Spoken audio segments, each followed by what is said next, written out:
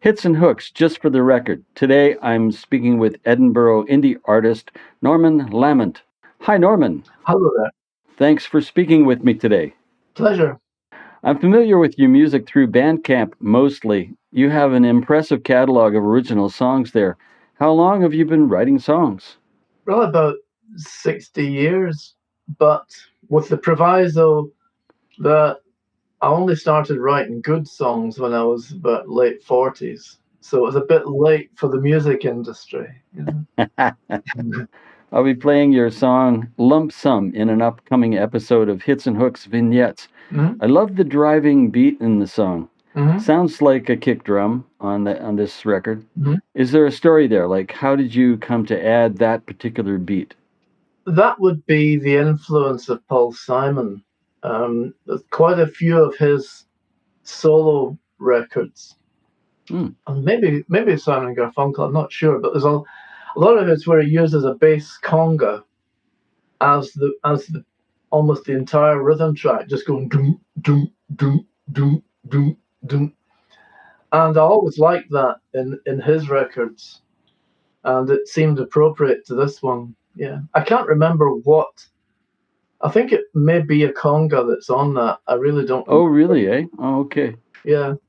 Yeah, very interesting. It's either a conga or a sampled kick drum, but I don't remember. Well, I'm hearing guitar, harmonica, the kick drum or conga, your vocals, and the occasional response vocal in that record. How did you go about the arrangement for this song? Like, was it kind of a jamming it out improvisationally with the guys, or? No, that was all pretty much all me. Oh, I see. Then, having recorded the basic track with my producer friend, I thought rather than a guitar solo, it'd be better to have some harmonica on it. And we knew a guy who played good harmonica. So we got him in for that session. Aha, okay. Yeah, I thought it had a space for a harmonica. I didn't want to do a guitar solo or anything, but I wanted the whole concept of that album just to fill it in. I was working with a producer friend of mine who had produced an album by my band. And at the end of that, he said, I'd really like to do an album that's just you, an acoustic guitar, and nothing else, just highlighting the songwriting. And I really didn't want to do that because my interest is really in arrangements. And I don't particularly like the sound of just me and a guitar. Okay, wow. But because we're good friends, I went along with it, and he allowed me one or two people per song. As long as I didn't go the kitchen sink the way I would normally want to. So he allowed me the harmonica player on that song, but he wanted to keep it very close to just how I would play the song live if I just sat down and played it. The harmonica is a great track for that song. It really fits. I mean, with the whole blues, structure to the song, it fits really well, I think. Yeah. Yeah. So the guitar track and the vocals obviously you, but the guitar, I imagine, is also you then. Yeah. Did you record them separately, or is that part of the take? Yeah. Yeah, okay. Interesting. Yeah, we did a guide.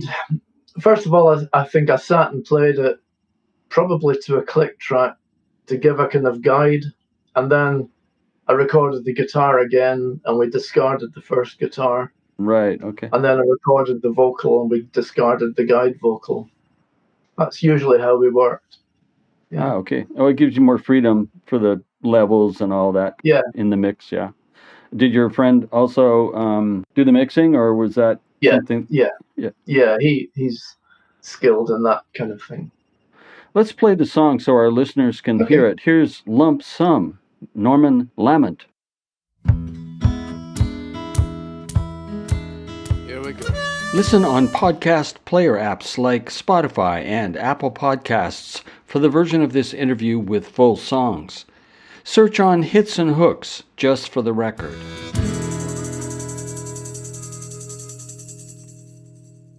When I've played this song editing the podcast episode, I had it stuck in my head for like days afterwards. I did.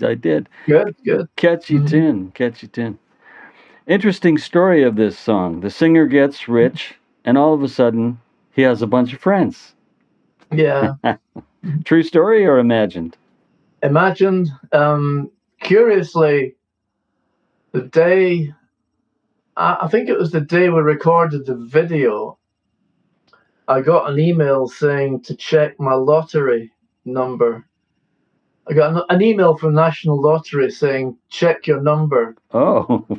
And I went in and checked it, and I'd won £5. Okay. But I think at some point maybe I was looking at something to do with my pension, and that's where the word lump sum came up. And I thought, it's quite a funny word, a lump.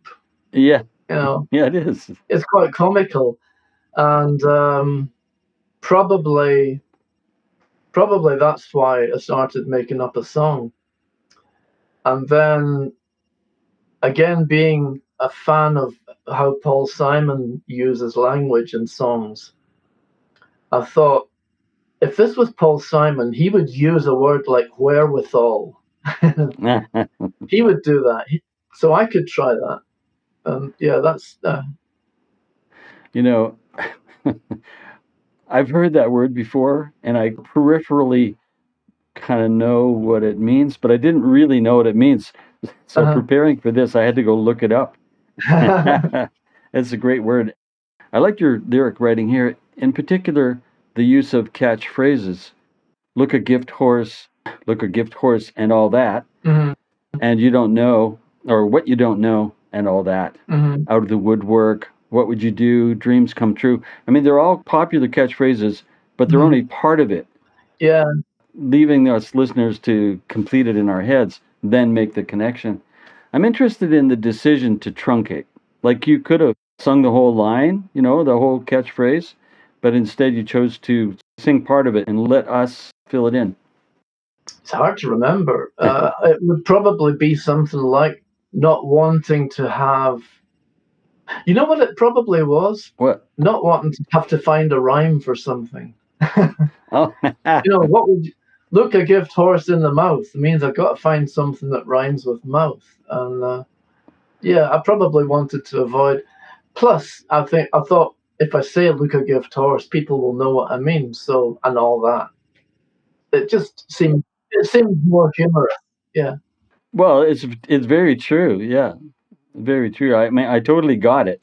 But it did take a little bit of mental heat on my part to say, oh yeah, okay, right, I get it.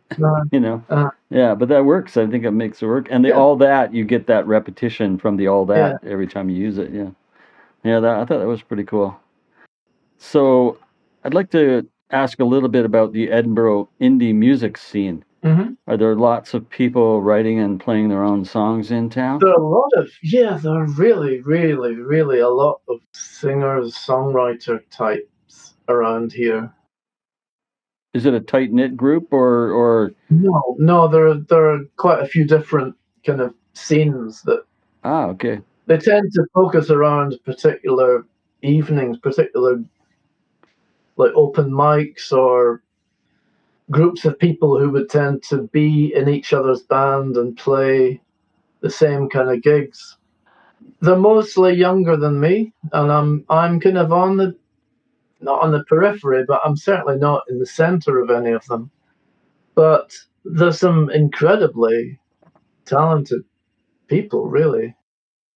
A few weeks ago, I went to the first open mic that I've been to for many years because I kind of got fed up with them.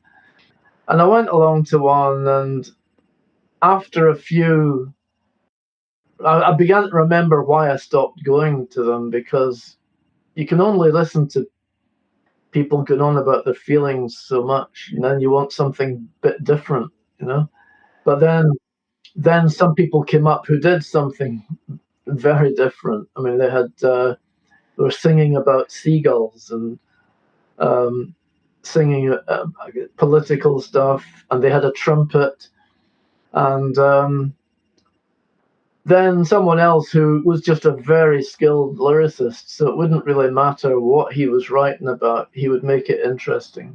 And So I was happy that I'd gone.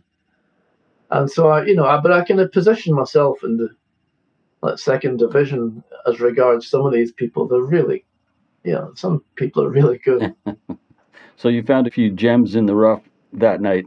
So yeah. But yeah, the trouble with the Edinburgh music scene in some ways is that the open mics dominate it if you're talking about original songs. And if you want to play with a band doing original stuff, it's quite hard sometimes to get a gig because the pubs are struggling financially. So they want a band that'll do songs people know and bring people in to sing along. And it's a bit of a risk for them to put on a band where they've never heard any of your stuff. And they've also got there's a rule the Edinburgh Council applies that if you have a pub playing live music, if one person complains about the volume, the pub loses its license to have music. Oh. It takes one complaint. Wow.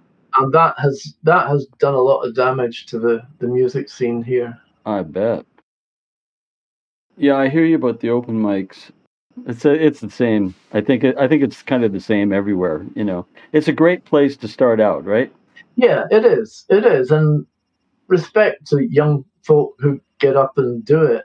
Yeah, sure. To try out their songs and try out expressing themselves. It's just that quite often the introductions to the songs are more interesting than the songs. I have a second song queued up here, the Goodbye song. Let's have a listen to that one. Okay.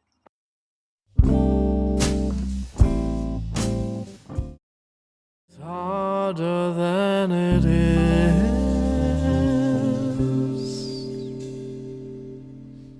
This song is from your album In Another Life, I believe, where you are playing with the Heaven Sent. Yeah. Tell us, please, about your process working with the band. Yeah, it's pretty simple, really. I just kind of make up the songs, and at a certain point with a song, I'll summon up the courage to take it to a band rehearsal. I'll usually put 2 or 3 songs in that are new, just so that I don't get the embarrassment of them saying, nah. Usually they like one. Usually they're quite supportive. There's been a couple of times when they've said, nah. But generally, yeah, I'll just play it a couple of times, and then they'll join in and try things out. And sometimes I've got a very definite idea of what I want as an arrangement. But as I said, it's the arrangement that really interests me more than the songwriting. Oh, that's really interesting. I've got an idea sometimes, and then sometimes I will leave it to them. So there was a very interesting one during lockdown. I just recorded and videoed myself playing with the song, and each of them, without ever getting together, but each of them in their own homes added their part. And I'd never heard what they're going to do, and I didn't give them any instruction. I just said, here's the song, play what you want. With the exception of the drummer, all she could do was play a tambourine because she didn't have a full kit in her house. But I got guitar, backing vocals, bass, everything was just arranged by the band on their own. So that was a really nice experience. We eventually took that song and did a studio version of it, following almost exactly what they had played in the lockdown version. But yeah, usually I just take the song along. And I think they prefer that to a couple of times I've said, oh, let's just make something up here and now. And that's never really worked with this particular group of people. They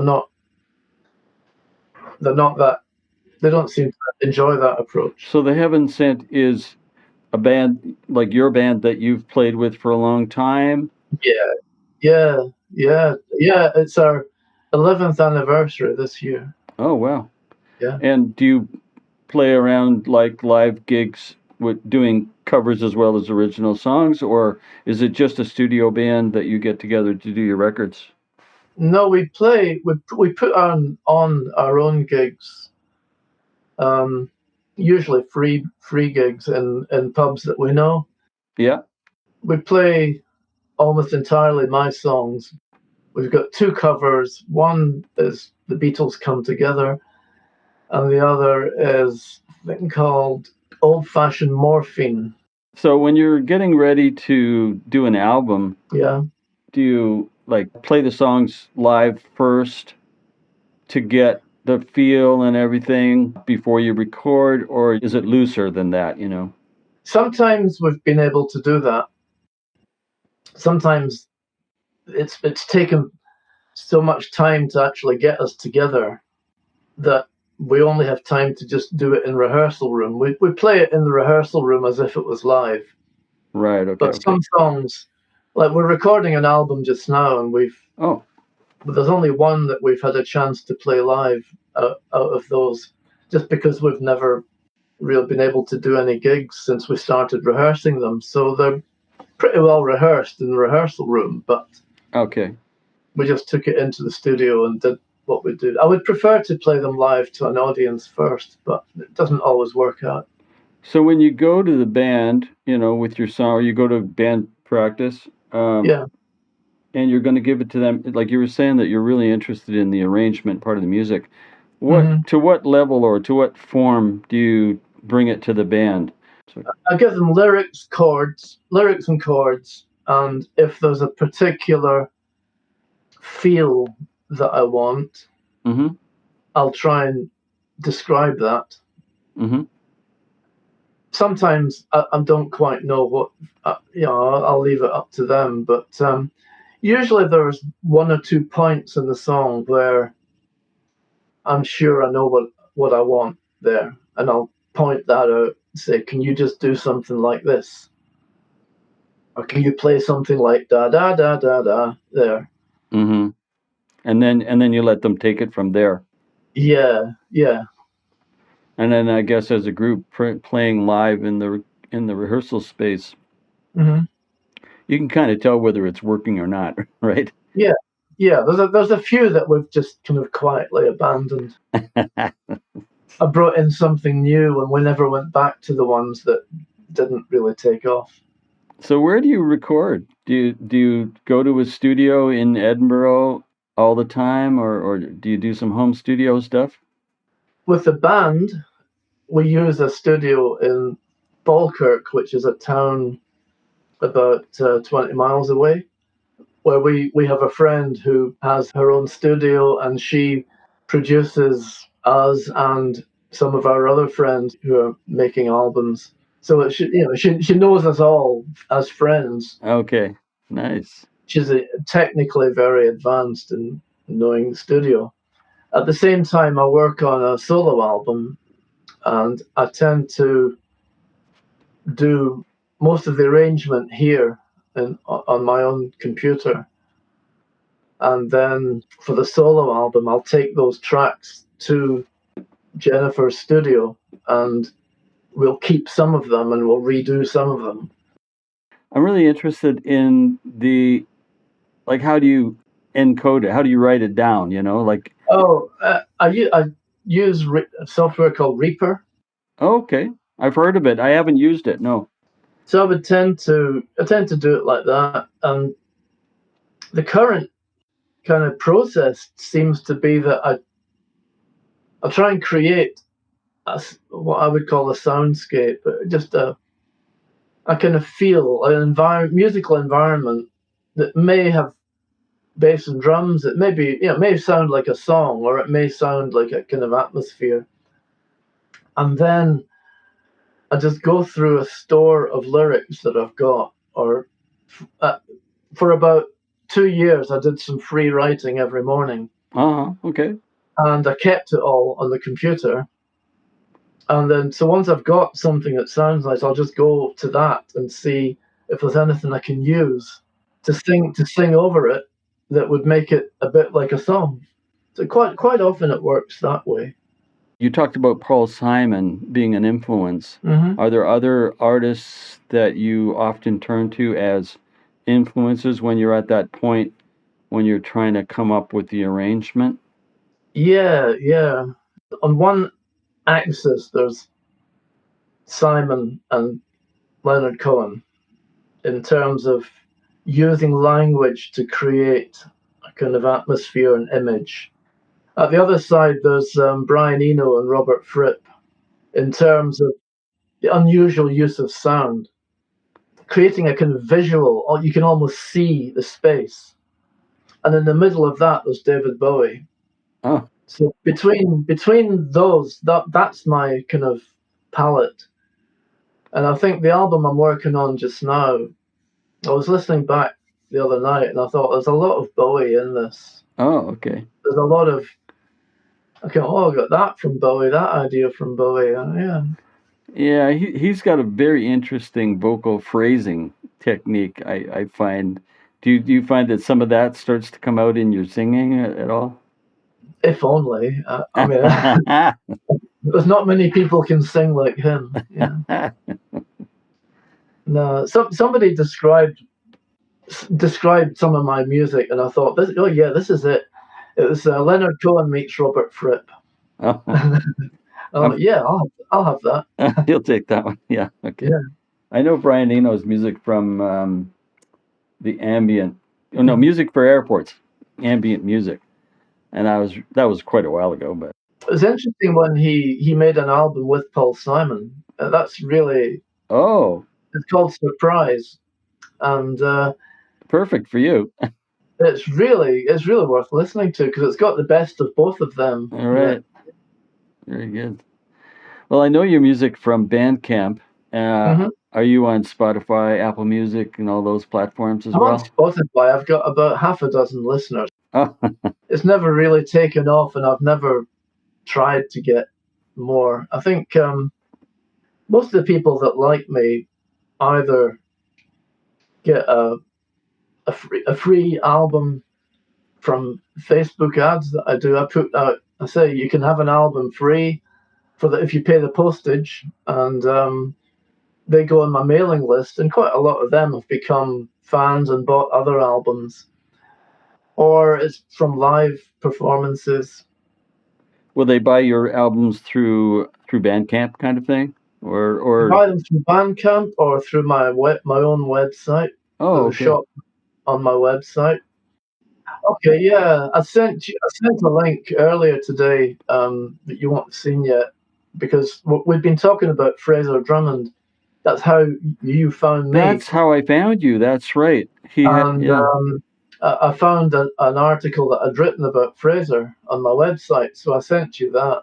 Oh, okay. And the other connection is that I'm now learning saxophone using Fraser's saxophone. Oh, nice. That is how I found you because Fraser had some songs on Jamendo, which is where I source a lot of my songs, or most of my songs. And then, is there anything you want to tell us there about your experiences together? A lot of it's in that article. Basically, I was at an open mic one night. Okay. And this guy went up on stage. I thought, he's a lot older than everyone else here. Okay. He's probably about the same age as me. He's actually younger. But, I wonder what this is going to be like. And he sat there. He's quite kind of gruff spoken. And I thought, I don't know, this might be embarrassing. And then he started singing, and the ground shook. He's this really deep, rich voice. Oh, wow. And I could see people looking at each other and thinking, oh my God, he's good. So I kind of got to know him, and he had a whole music scene around him. Mostly kind of country and bluegrass players, but they were all friends. Okay. And he had a garden. He had worked in zoological gardens and so on. So he'd created this wonderful garden at home. Which people would come, they would ask to visit it and see what he had done. And he would have these garden parties with live music. We'd all sit around and play. Oh, wonderful. He was a great character. He really was. Wonderful, wonderful. So do you have any new projects on the go?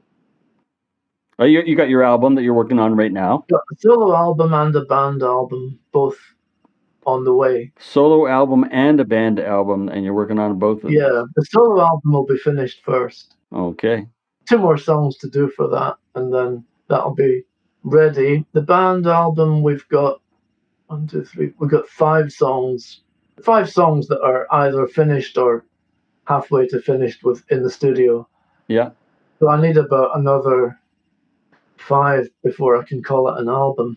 I might put them out before then because it's so hard getting us all together. There are 5 adults that all have their own lives.